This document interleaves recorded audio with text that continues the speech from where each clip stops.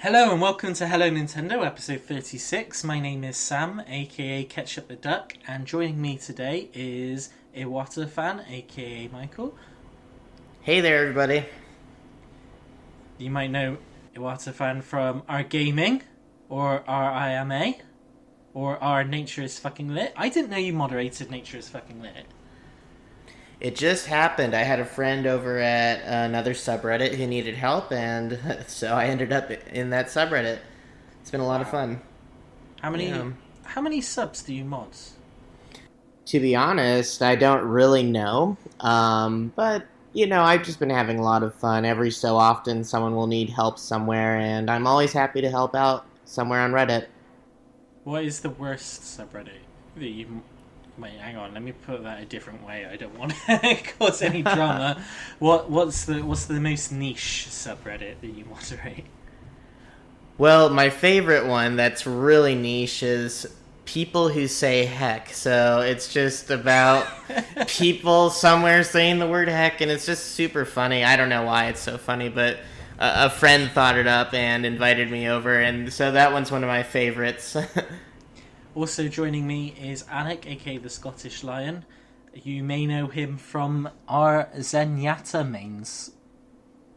My favourite character from my favourite game, Super Smash Bros. Ultimate. You know what's surprising is that I don't play Overwatch, but I do moderate that subreddit because the Zenyatta mains are impressively chill. They're a really good group of people, so I try to help them out. That's funny. Okay, today is a very special episode of the Hello Nintendo podcast. Today we're actually going to be taking a little break from our usual format. We're going to be talking exclusively about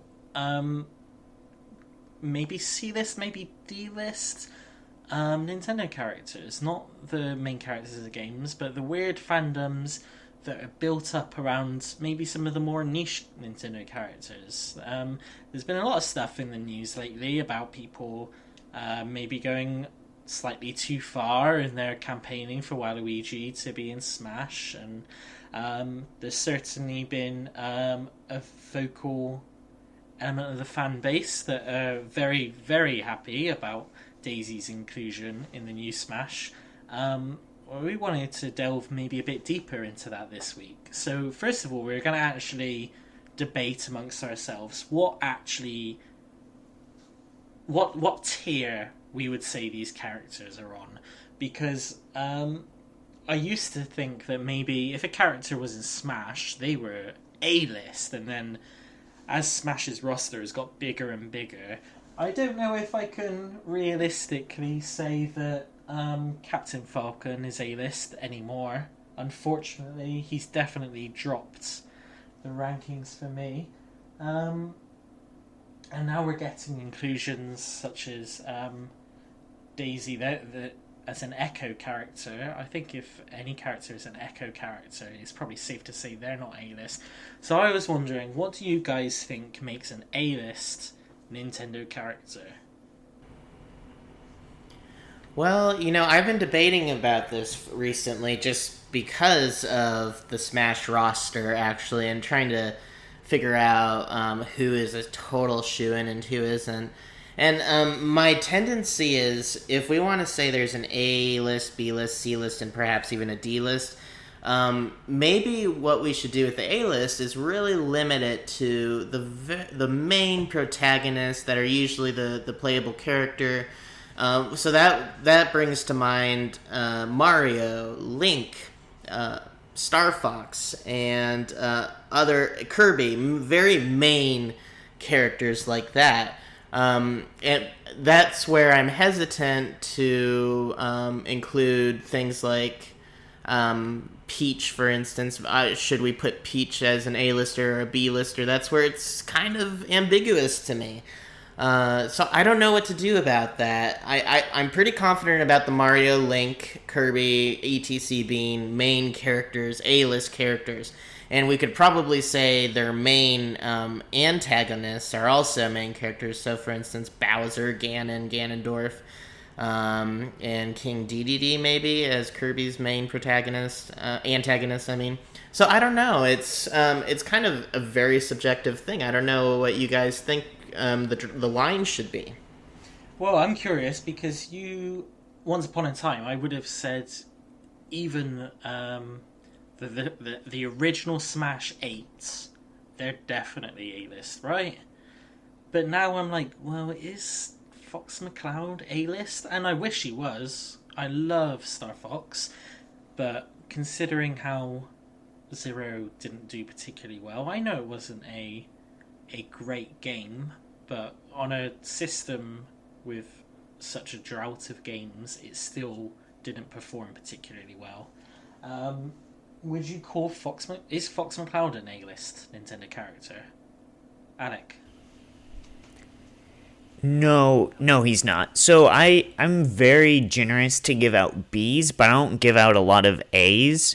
So an A-list character is anybody that the general public would recognize. So this is anybody that Nintendo would be able to market, a marketable character.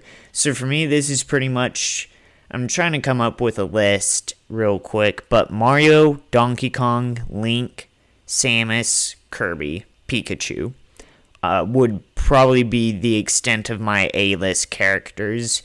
You could debate about Bowser. I think Zelda would go in there.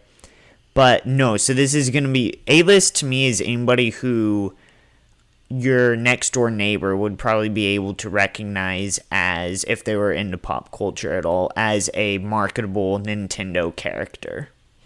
So I think one interesting debate about an A-list character, though, is... Well, there's two characters. Duck Hunt Dog, because Duck Hunt was a pretty popular game when it first came out. Yeah, but and everybody knows Duck Hunt Dog.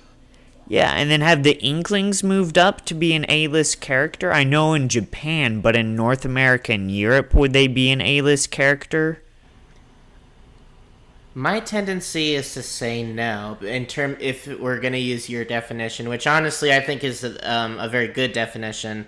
I don't think people know who the Inklings are.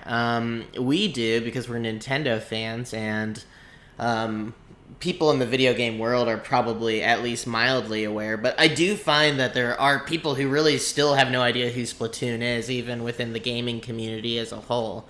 So I've got this image here.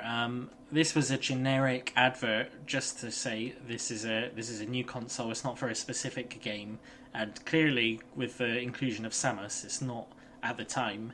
It wasn't necessarily 3DS characters. They've all been given their makeup, their makeovers to showcase that you can get faceplates for these 3DS characters. And the characters they chose were Mario, Luigi, Peach, Bowser, Donkey Kong, Diddy Kong. They've got Toon Link, Toon Zelda, Animal Crossing villager Isabelle, and Samus and Yoshi. Would you say all of those are A-list, maybe?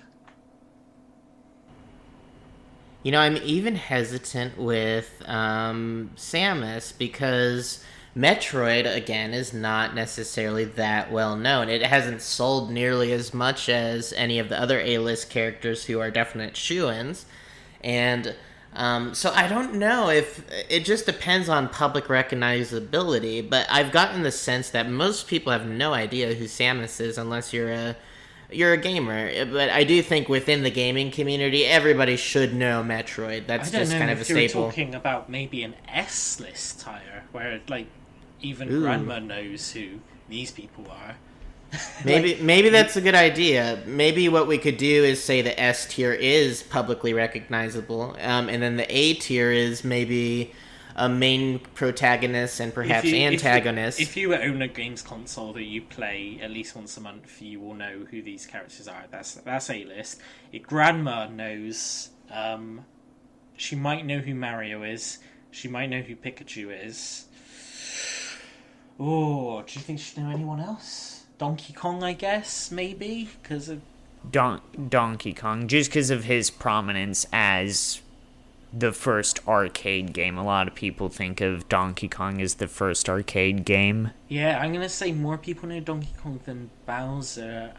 Maybe more people know Peach than Bowser. even though you have to fight 8 Bowsers before you see Peach, I still think people know Peach more than... Yes, I would say so, for sure. Yes, because a lot of people, because Peach is now the most popular character, I've run into people who think that in the original Donkey Kong arcade game, you're trying to save Peach, not whoever you're trying to save. Pauline. Pauline, thank you. Okay, so now moving down the ranks, Sonic the Hedgehog definitely was A-list once, and people, even people who don't play very many games, will know who Sonic the Hedgehog is, but would you say he's still A-list despite that? So Sonic is odd to me, and maybe this is just a little bit of a personal bias because I really don't care for the Sonic games, but I feel like Sega has really hurt him by turning him into more or less a glorified meme. Yeah, there's a certain lack of quality control with the franchise that takes place where you can have really bad Sonics and really good Sonics. And it's interesting because he's also now kind of an indie game figure with Sonic Mania, so really he's kind of all across the spectrum. Be the star of his own movie next year. Right. Yeah, and I think among 90s, 80s kids, you're going to they're going to know Sonic because the Nintendo versus Sega wars were very prominent back then. But in the era we're in now, there are a lot of people who have grown up without even being slightly aware of the intensity of those battles. And I think that takes away a lot from Sonic's prominence, to be honest, because there was a sense in which Sonic was a serious contender for Mario's spot in the world, if you will. And that sense completely disappeared in the 2000s. So you probably will find a lot of kids who will know Sonic, of course, but might not really think of him as anywhere near Mario's status. True. Okay, and then, I don't know, you've got tier franchises like Fire Emblem is a massive deal, but is it only a massive deal to a certain audience? Does it actually have mainstream appeal? That's quite difficult to judge, I think. And the Fire Emblem has a rotating cast, obviously. Characters like Marth might be echoed throughout the series, or they might cameo, but they're certainly not starring in each entry. Where do you think Fire Emblem sits? Well, on a worldwide basis, I think Fire Emblem is kind of not widely known. But, I mean, within Japan, of course, it's actually a very big deal, I think. And among Nintendo fans, it's a certain niche of people who are very interested in Fire Emblem, while others just kind of have maybe a mild interest at best. It's still Nintendo's most successful mobile game, I believe, not including Pokemon Go, of course. Oh, yeah, interesting. Yeah, that is an interesting anomaly. I wonder... Or including Pokemon Go? I don't know. Yeah, excluding Pokemon Go, I would say Fire Emblem Heroes is probably number 2 because of the microtransactions versus standalone purchase of the app, like with Super Mario Run, which does have microtransactions in itself now, but it came later, well after its popularity spike. So, I don't know, I would say with Fire Emblem, it's super ambiguous because of the rotating cast. Marth, if you're new to this. For some reason, Marth kind of is the mascot of Fire Emblem, in my mind anyways. But beyond that, I really have no idea who the rest of these characters even are. And that's kind of my level of ignorance as a person who is a part of the Nintendo community, but who still doesn't really understand Fire Emblem. So for me, at least, Fire Emblem is distinctively B list in terms of very recognizable characters, because even Marth is not that widely known, I don't think. Yeah, I would put Marth, so I'd actually divide the Fire Emblem characters between 2 categories. I'd put Marth and Lucina because of their role in Fire Emblem Awakening, and Fire Emblem Awakening was the one game that revitalized the series. I'd put them in the B list. All the others, I'd actually put them in C. Ike, Roy, and Corrin. Maybe Roy, Corrin because... D-list, it took you a while to get there. Was that? Maybe Corrin in D-list, it took you a while to reach that name. Yes, yeah. Well, yeah, and I think that goes to the point, like, I couldn't name you what game Roy comes from. I actually know him more as a Smash character than a Fire Emblem character, at least in my mind. Corrin, I know he's in the, actually, she as well, depending on what path you choose in the latest Fire Emblem game. But it just was, that game also wasn't as, well, I would have to look at the sales numbers, but it doesn't feel as regarded as Awakening. And then Ike, I know him from that game that cost $100 or more wherever you go because it didn't get printed that much. Okay, last thing before we move on to a different topic. Animal Crossing. Now, clearly Isabelle is the face of Animal Crossing in a post-New Leaf world, but who would you say represented Animal Crossing before? Because Villager is kind of iconic, but also I've never had a Villager which looks anything like that guy. Yeah, my Villager did look similar to the mascot character, so he was prominent to me, but really, I think the shoe-in for this is absolutely KK Slider. Because he wasn't, I don't even remember if he was on the box cover or not, but he was certainly the character introducing you to Animal Crossing, and kind of the mysterious figure who would show up once a week at the train station. And so I really feel like it's KK, but you could also argue for Tom Nook. Animal Crossing is interesting because to me it's been a faceless game where the player is the representative of the game because you get to create your own adventure in your own village so much. And in that regard, I've actually viewed Brewster as the face of Animal Crossing in my mind. I have a Brewster coffee mug. I love coffee, so there's probably a little bit of bias there. But he's just that one character that kind of resembles the really chill atmosphere of Animal Crossing to me, and he's one of my favorite characters. So he's been the face, but to me it's too ambiguous to give, even now, in my mind, to either Villager or Isabelle. Okay, yeah, so this... Oh, sorry. Oh, no, I was just going to say, like, it just came to mind that, for instance, Bob, the Villager character, is very popular as well. And so, I mean, one of the nice things about Animal Crossing is people can identify with these different characters on a fairly deep level. So, like, a person like me, my favorite Villager is very random. It's Vladimir, who's this pink bear who used to wear a tiger shirt. It was hilarious. I don't know why, but I love Vladimir. And, you yourself have a username, Ketchup the Duck, because Ketchup the Duck is magnificent. And so the cool thing about Animal Crossing is I think it's quite probable that a lot of people just, for them, their mascot is their favorite villager. Yeah, absolutely. That's why I love the one stage from Brawl, was because all the different characters would rotate through, so you got to see everybody come through. So it was unique every time. There was no like, oh, it's always going to be these guys. It's like the cast is the face of the game. Mm-hmm. And I think that might be changing a little bit depending on how they market the next Animal Crossing in a year and a half.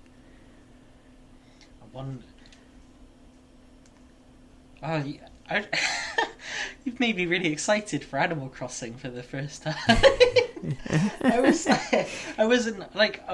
I knew I'd get it, but I didn't understand the hype, and now I'm like, I want a new Animal Crossing now. That's really fun. Okay, we've got a slightly better understanding, I think, of what we think the tiers are of Nintendo characters.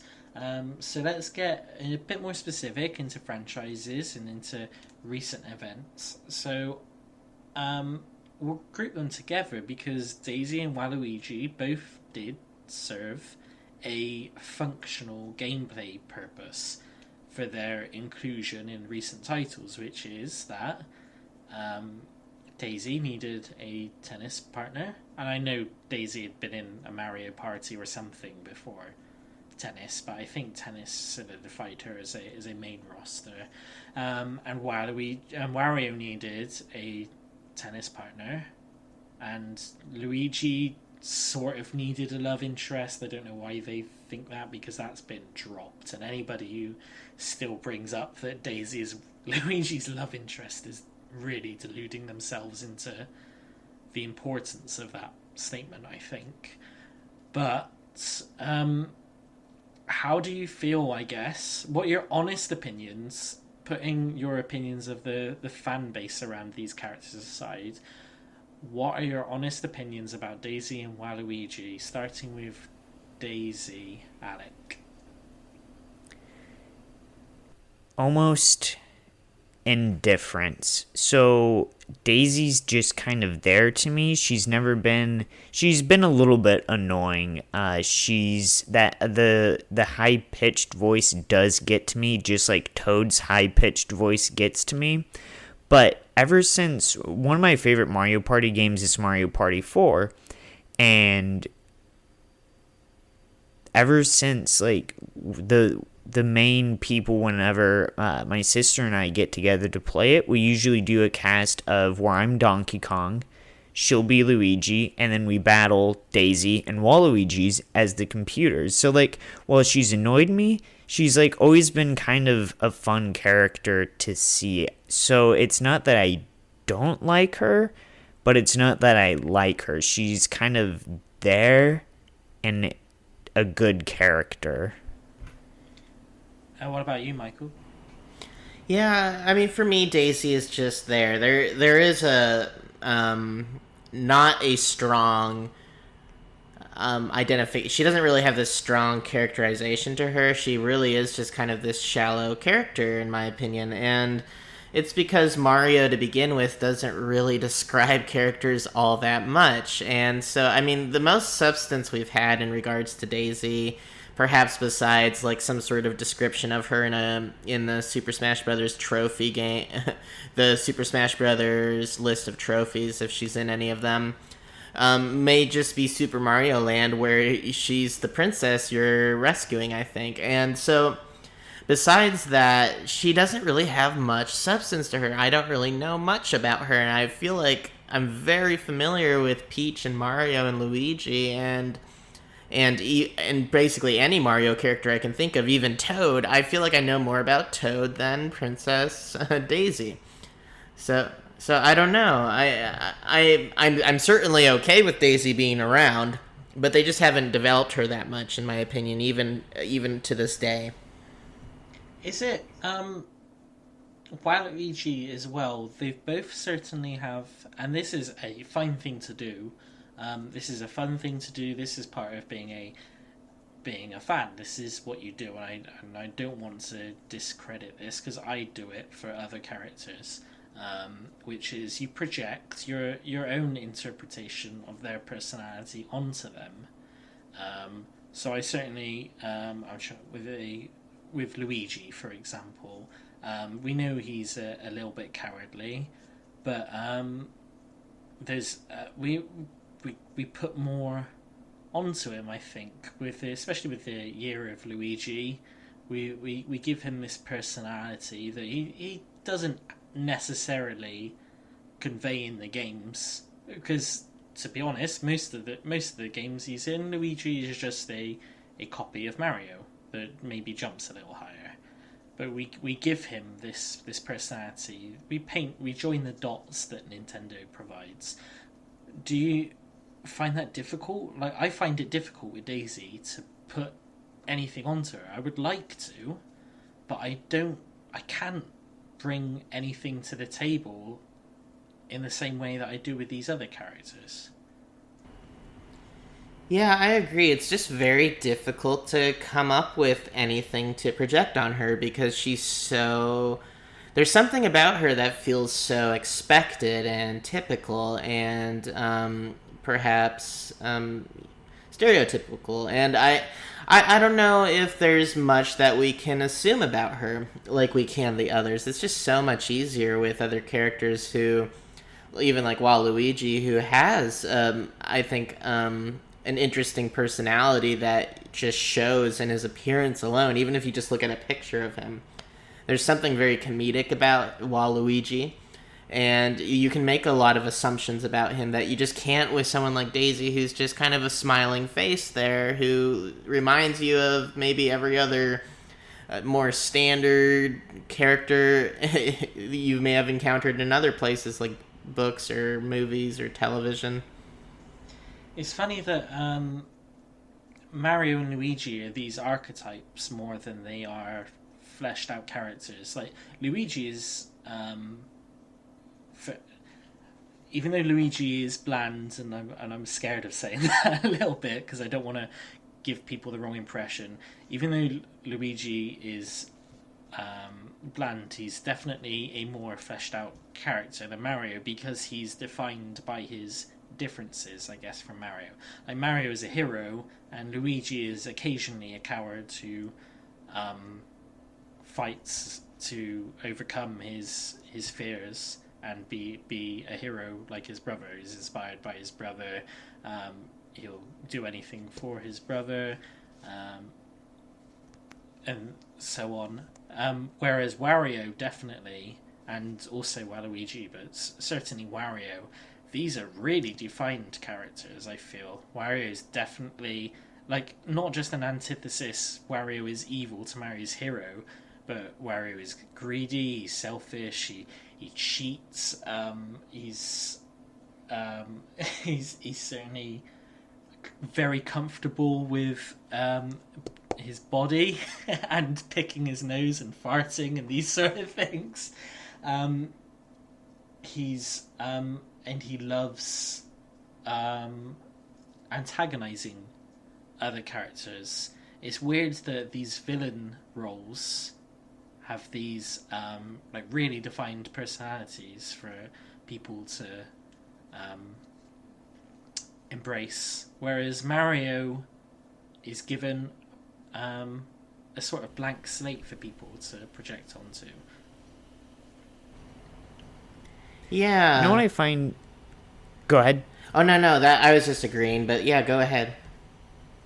I was just going to say that Daisy, what's really interesting about her is her name. Google a picture of a daisy, and then, like, have you ever come across a daisy in a field and considered it? Like, it's just kind of there. It doesn't hurt you, but it doesn't, like, add anything to the field. It's just kind of there. Yeah, I agree. There's something kind of standard about the flower that is the daisy, just your white petals with a yellow center. And honestly, it's not even a very memorable thing out there in the world, like other more distinctive flowers, for instance. And so there's something just so inherently standard and typical and not memorable about Daisy. And I don't know what it is, but it's just like Nintendo never really intended to flesh this character out, and that's why we still don't even know much about her to begin with. I think perhaps if Luigi and Wario are defined by how they're different to Mario, then Daisy is defined by how she's different to Peach. And let's be honest, what can we say about Peach? Right, exactly. That's what I've been trying to think. Like, since, like you said, these characters seem to be comparisons to the more main characters. But that's the other problem. We don't necessarily know that much about Peach. She's often the person we rescue, but in Super Mario Odyssey, I would say she's gained quite a bit of a personality, and so like she's this adventurous individual who commands the respect of her kingdom, so all the toads love her, and And actually, we really have had a lot of details about Peach, arguably early on with Paper Mario. So we do know quite a bit about Peach. It's just there's something about Daisy that she was never really presented as a contrasting character. So she was never the antithesis of Peach or anything. She's just kind of there. Other people would say that Daisy is more of a tomboy than Peach. Daisy is more into sports than Peach. And Daisy has flower powers of some kinds. I can't really say this with a straight face, and I'm trying my best to be an impartial neutral on this debate, but really, how is that demonstrated? Because all the characters in the tennis and the kart games look like they are competing and having fun, and they all have their death stares when they overtake someone, and they all have their victory their victory chants, and they all want to win. Maybe Yoshi's a bit more blasé than everyone else because Yoshi's just hanging out, but apart from that, is Daisy, just yes or no, is Daisy more competitive than the other Mario characters? I'm going to say no. I'm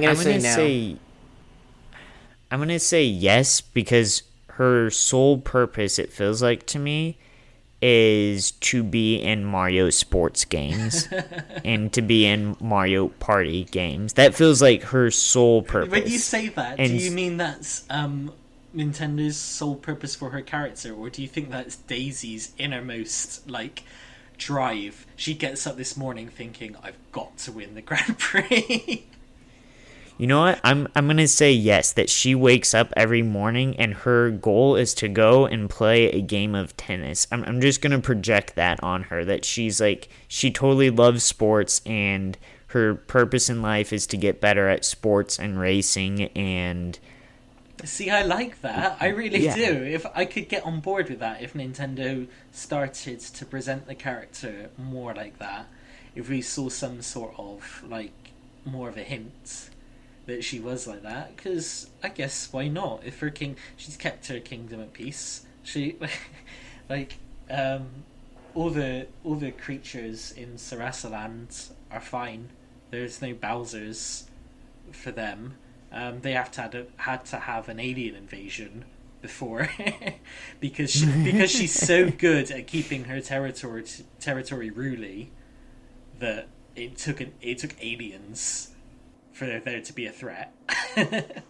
So yeah, maybe she does, and I could get on board with that. That would be really fun.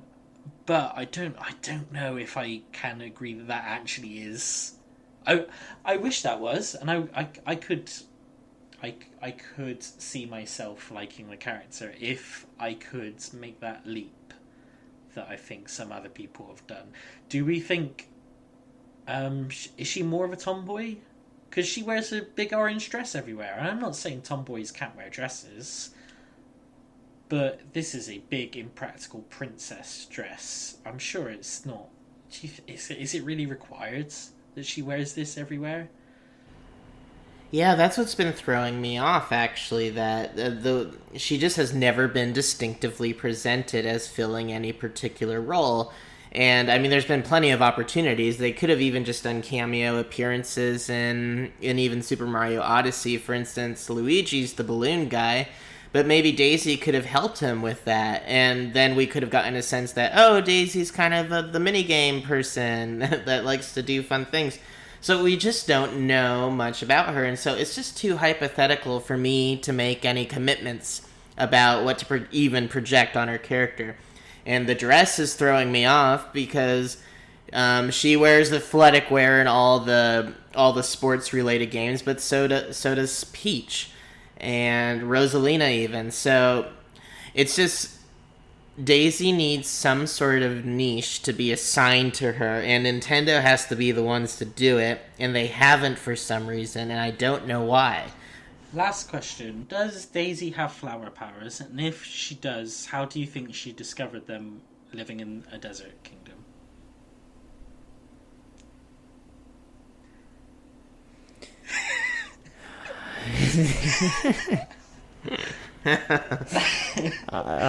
Cacti, I guess, do flower. But Yeah. I guess because flowers don't have a lot of deserts, or deserts don't have a lot of flowers. She came across a flower one day, and I don't know what to say. Good job, Nintendo. Where's this? Is it literally because her name is Daisy that suddenly that there's this flower motif? And it is kind of a stretch, right? Maybe I'm not familiar enough with Mario spin-offs. I think I am. I think I've played them, but is the No, I mean, I don't know. that strong? I don't know what people are talking about when they say Daisy has flower power. So I know I haven't played every single Mario game, but I have played Mario Land to death, and there was nothing in there. She was she was not very present in the game to begin with. She was just there. And so the flower power thing, I think that is a projection, and it's by virtue of her name. And it's kind of funny because if you think about it, of course, Peach is a peach, a fruit, and there's not really anything distinctive about her name that makes us associate anything with her on anything fruit like with her, because she has so many other distinctive characteristics, maybe. Whereas Yoshi is a Mario character who genuinely has a fruit theme. Yeah, he does, and he lives under a canopy of trees with fruit in them, and so, yeah, it's different with Daisy, because Nintendo just hasn't given us very much about her. She's just there as a selectable character. And, in a way, maybe she can be a very entry-level character for people playing these Mario sports games, because every other character arguably has more...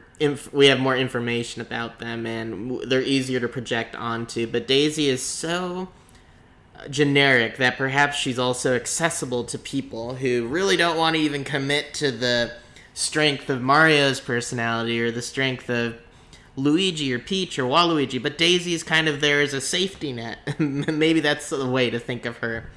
She's there for people who can't commit to anybody else. How do you think Rosalina will...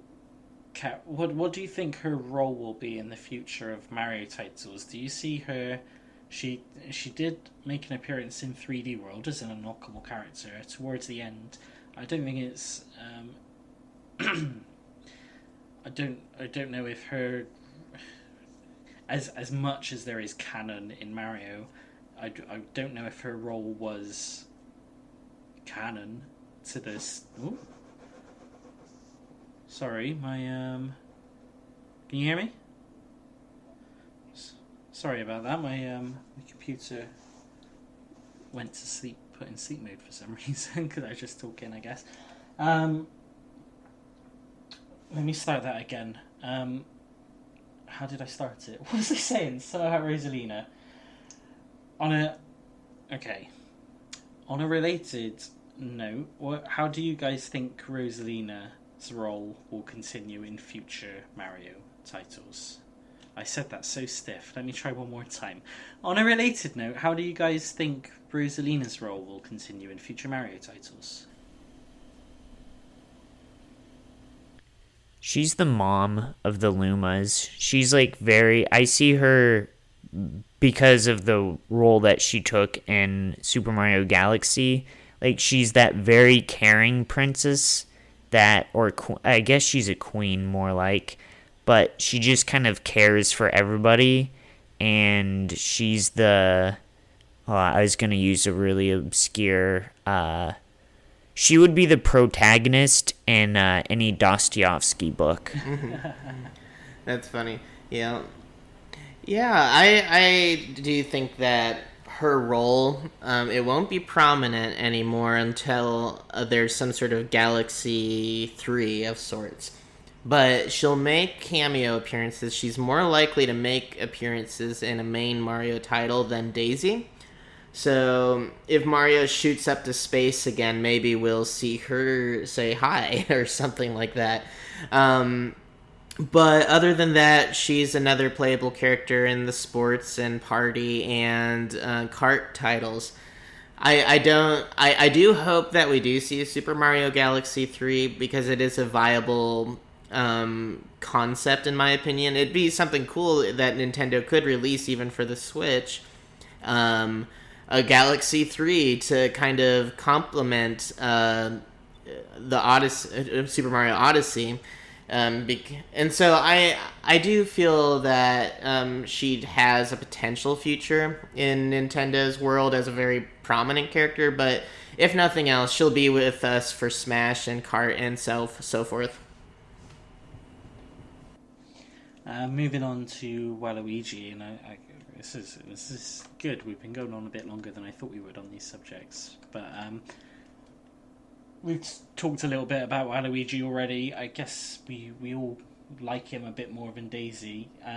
Should Waluigi be in Smash? What about as an Echo character? Okay, that solves that. I agree.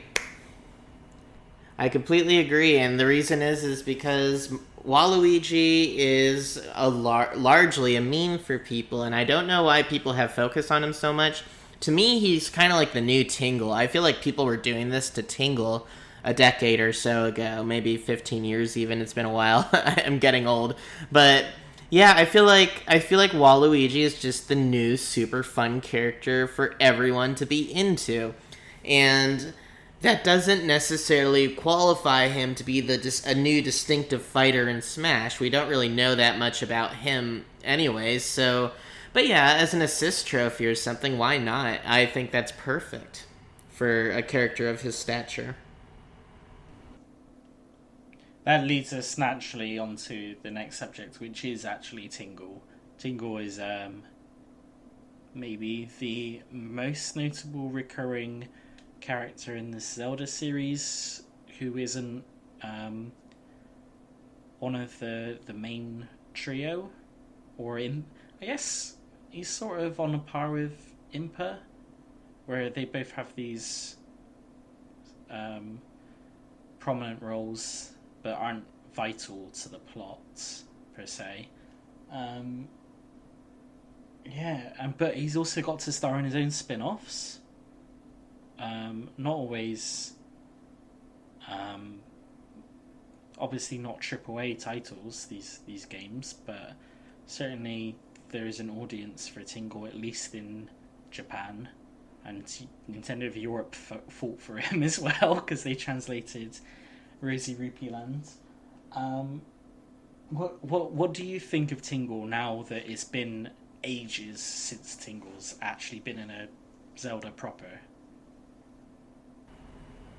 I still like him. I am, of course, very biased because I loved that era of Nintendo a lot, and I mean, I'm one of those people who actually imported Tingle's Rosie Rupee Land from the United Kingdom because I love Tingle so much. And I even not even a year ago, I bought Tingle's Balloon Fight, which was a Club Nintendo game, only released I think in Japan. Actually, maybe it did make it elsewhere. I don't know.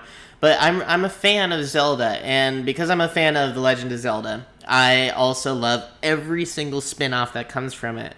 So Tingle to me is an awesome character. I would love to see him again. He can show up anytime he wants, even in Breath of the Wild. To me, he just fits in that universe as this really silly character. And I don't think he should be a Smash character, though.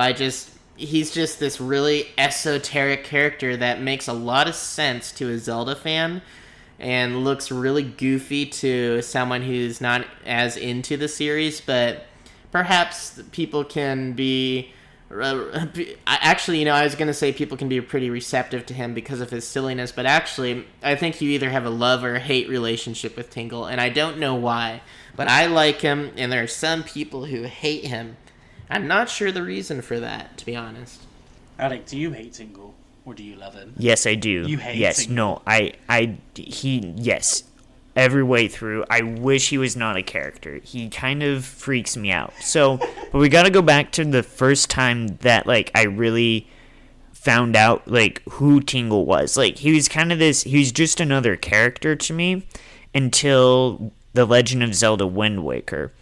And in that game, he has a little island out in the middle of the sea, and you can talk to, there's some other Tingle looking creatures that it's alluded to that they're like his brothers or something, but if you talk to them, there's some real illusion in their dialogue that he is capturing them and he's basically turned them into his slaves. And Tingle in The Wind Waker kind of forces Link to go on to this really bizarre, really tedious, one of the more tedious parts of the game.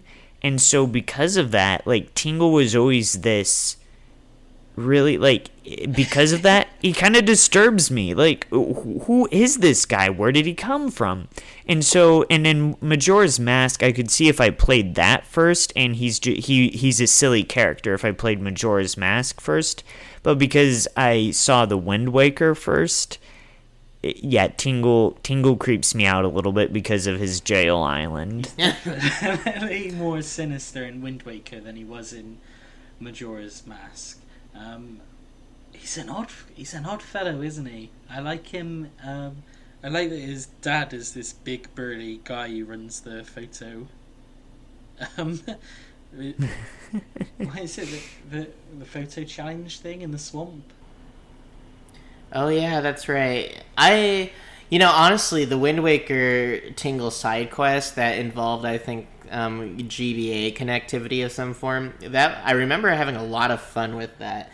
And, it would be interesting to know, in regards to Tingle's Jail Island, how that was localized, because I wonder what the flavor of it is in Japan. Maybe he's more well received in that context, and the jokes surrounding his little prison island is just kind of a better fit for the nuances of Japanese humor versus humor throughout the rest of the world. I don't know, but I do remember him being very, very prominent in Japan, and that's why his Rosie Rupee Land sequels did come out there and didn't come out anywhere else.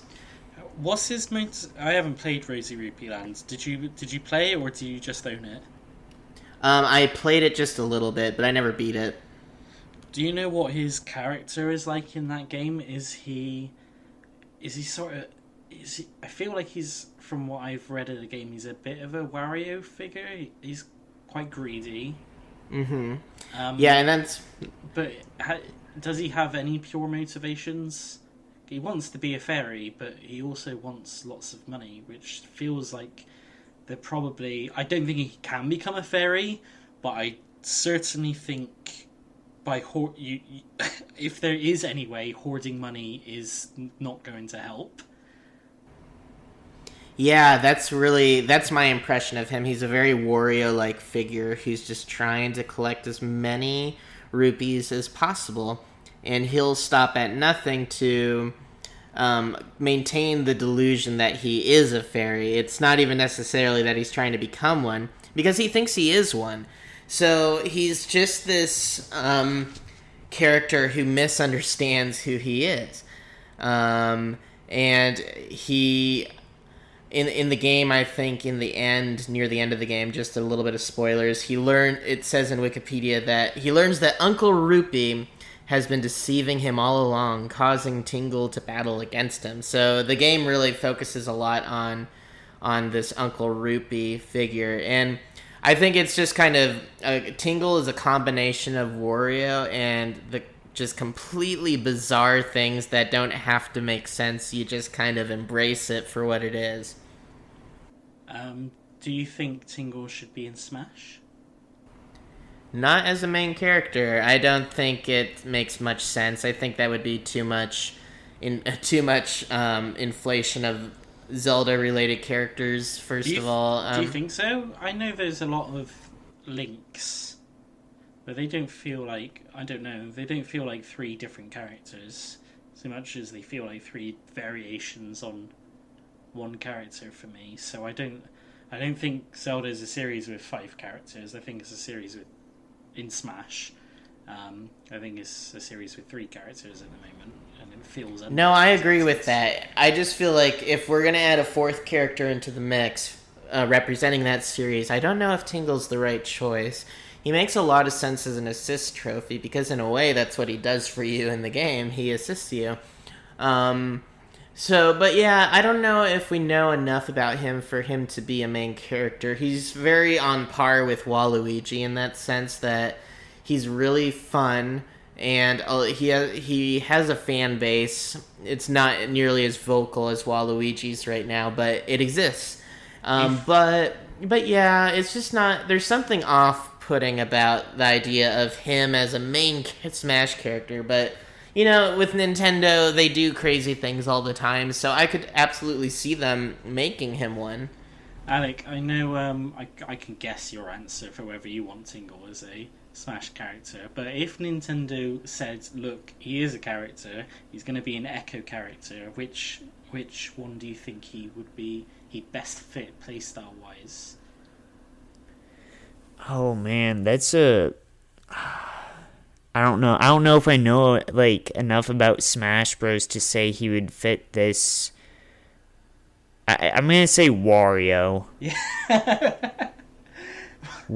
Yeah. He would be a Echo character for Wario because he's like the Zelda's version of this really odd character that's just kind of out there. That's funny. I was thinking maybe Villager, because Villager's got the balloons. But I don't know how the rest of Villager's moveset necessarily translates to Tingle. Metroid doesn't really have any niche characters, I guess, that people go into. That clearly isn't a franchise with many characters, and we would do best to steer clear of Adam talk. If it sounds like I'm turning away, it's because I'm looking at my amiibo collection for reference. Yes. Reference. Kirby, I guess. I'm not familiar with Kirby, but Kirby, we described Kirby as an A-list character earlier. Who do you think is? Do you think that there's a character who could fit in with this sort of discussion with Daisy, Waluigi, Tingle? Do you think there's a equivalent in the Kirby series? Yeah, I mean, to be honest, I haven't played Kirby all that much. For some reason, I own a ton of Kirby games, something like 10 or 15, but I think I've only ever beaten Kirby 64 and perhaps Kirby's Dream Land 2. But other than that, I didn't really play it a lot, and there's a lot of characters in there. Basically, any character that follows Kirby around, like who are his teammates, such as in Kirby 64, they are all good assist characters. But yeah, I think with Kirby, the very distinctive main characters pretty much starts and ends with Kirby and DDD. I don't think there's anybody else who even comes close. Well, I guess my limited knowledge of Kirby would tell me that Bandana Waddle Dee is one of Kirby's best friends. That's true. He's got his own amiibo. I remember him being one of the two. I've played 2 Kirby games. One only had Kirby as a playable character, but Canvas Curse had a few playable characters, and that one of those was Waddle Dee, if I recall correctly. It's weird because Waddle Dee is just an enemy, but also he's definitely got his fans because he keeps coming back, and people, certainly at Nintendo at least, they love Bandana Waddle Dee. Yeah, I'm not sure. I play a lot of Kirby, so I could talk a lot about the Kirby characters that I like, but I'm not sure if there's I don't know about the Kirby fandom. I try to stay clear of fandoms sometimes, so I'm not sure who's popular and who's not. That's unfortunate. Okay. Is there any... But... Oh, sorry, go ahead. No, is there any other... Here's a good one. Crystal from Star Fox. I was gonna say I was gonna say more about Kirby. Oh, sorry. Right. Carry on with Kirby. Yeah. Sorry, and then we'll go to Crystal No. from Star Fox. Oh yeah, so I think some of the Kirby characters that would be more popular though are Gooey from Dreamland, and then Rick Kynan-Koo, and my personal favorite would be I'd request Chef Kawasaki to be in there. I also have a Chef Kawasaki coffee mug, and because I like to cook, and Chef Kawasaki is he's kind of the, if you've played Kirby Star Allies and you do the extra game modes, you know that he's one of the good characters to have with you because he can cook food.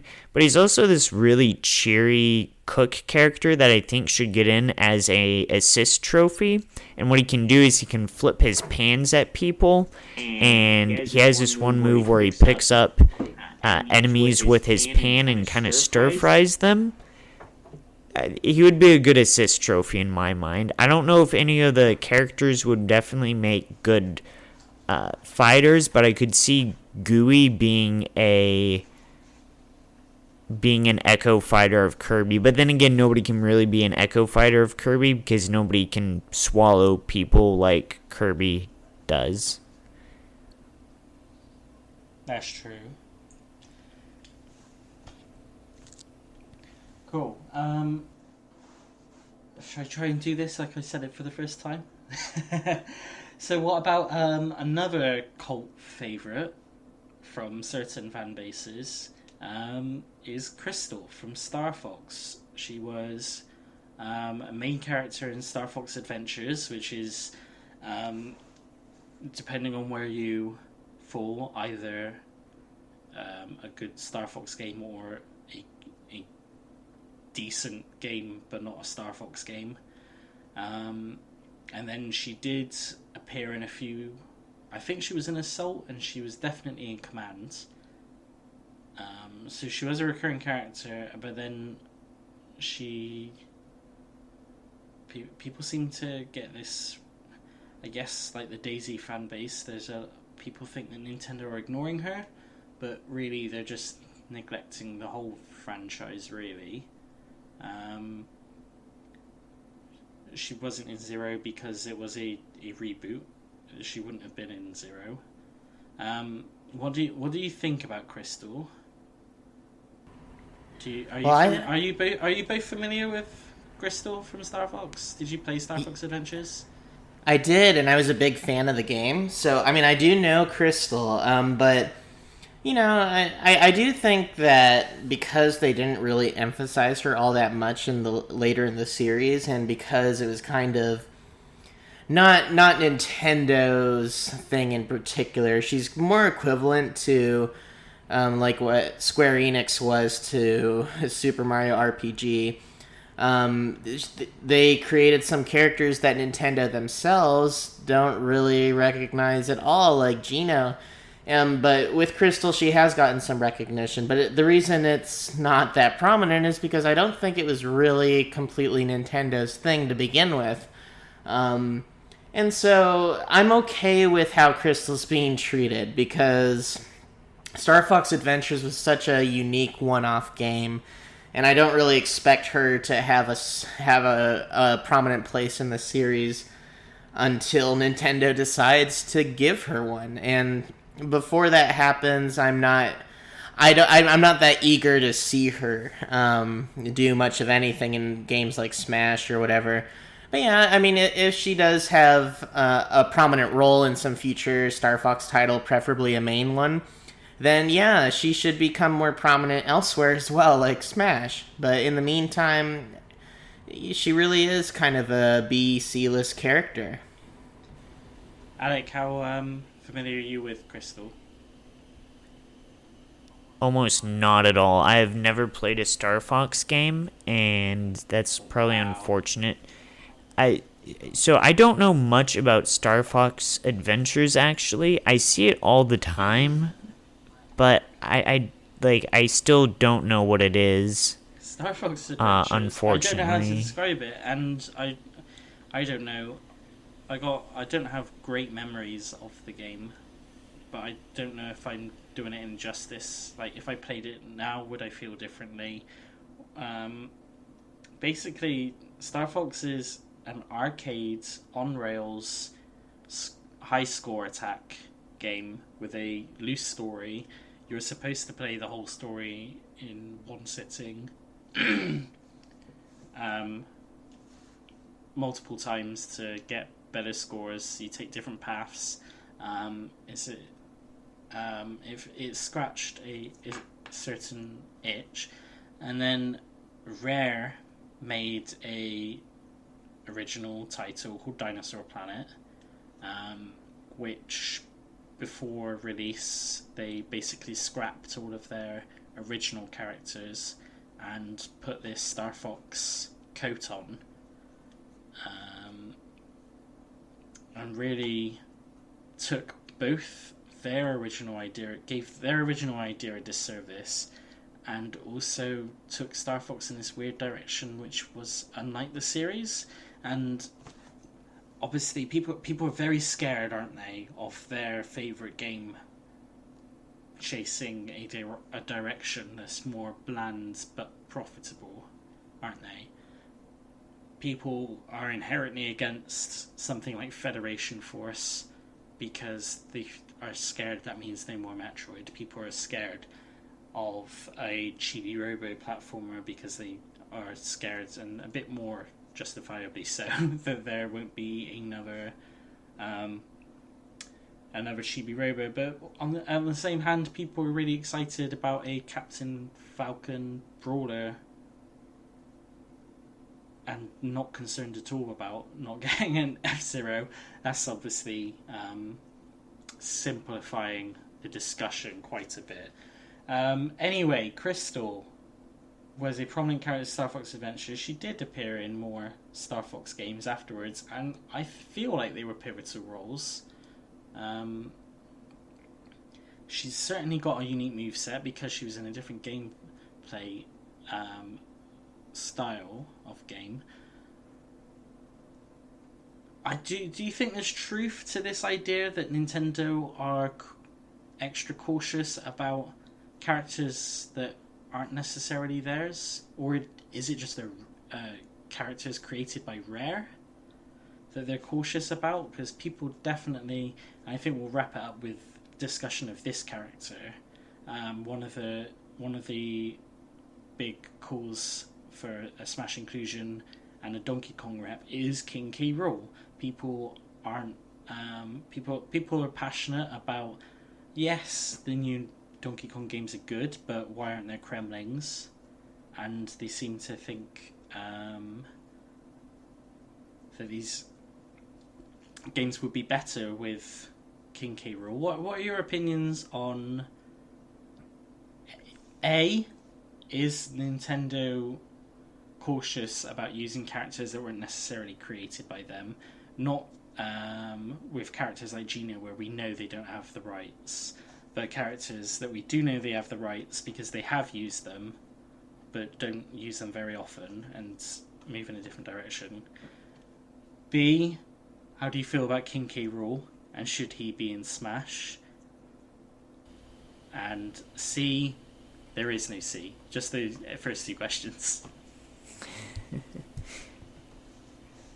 I think from a business standpoint, it makes sense that Nintendo doesn't want to use these characters too much. They do want to be careful because it's not necessarily that they don't have the rights, but if these characters become popular again and Nintendo really sells a series with them, and then Nintendo kind of builds a lot of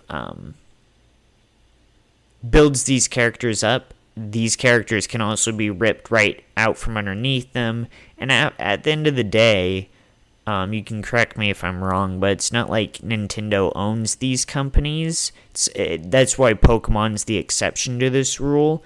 They're still competitors at the end of the day, so while they may use characters over, I don't know if their marketing and thus their main games want to be focused on these characters. And then, yes, King K. Rool, Funky Kong, the Kong family should really be in the Smash Brothers games.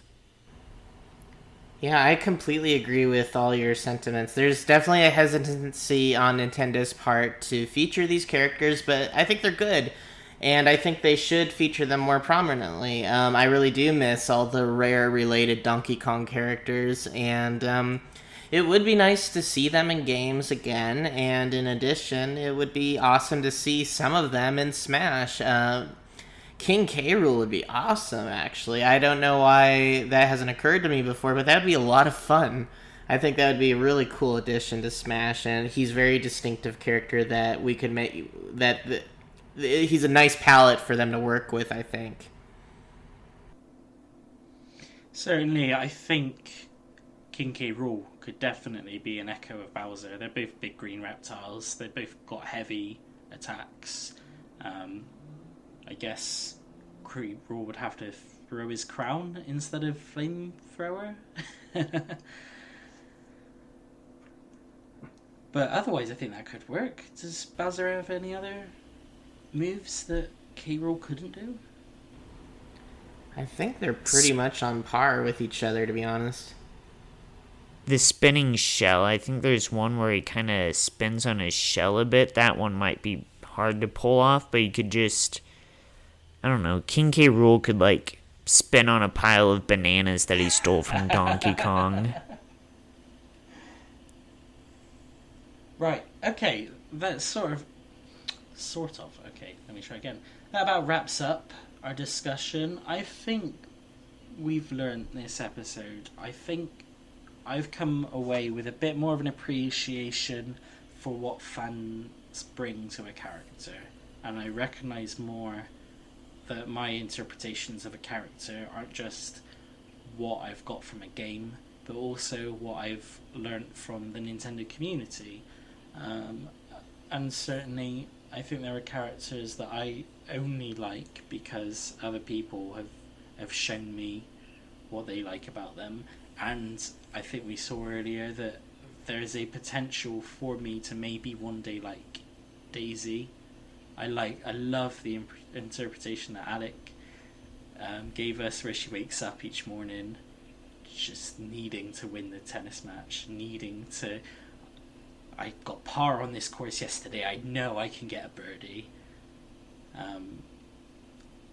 So I've come away with a appreciation for what fans bring to a character, as well as still a healthy skepticism of some other actions, the extreme fringes of the fan base that do things like harass developers over Twitter and harass moderators to include flares and harass and generally make the community a occasionally less welcoming place.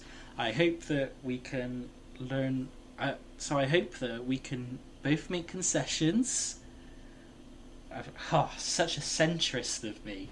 This is. I hope we can both meet in the middle and learn from each other. Both sides are wrong. I'm not saying that, but there's definitely. I think there's definitely things that both sides can learn from each other, because this, at the end of the day, this isn't a life or death topic. This is just video games, and I think we all find our fun in different ways, and so long as we're all having fun, that's what Iwata would have wanted, isn't it?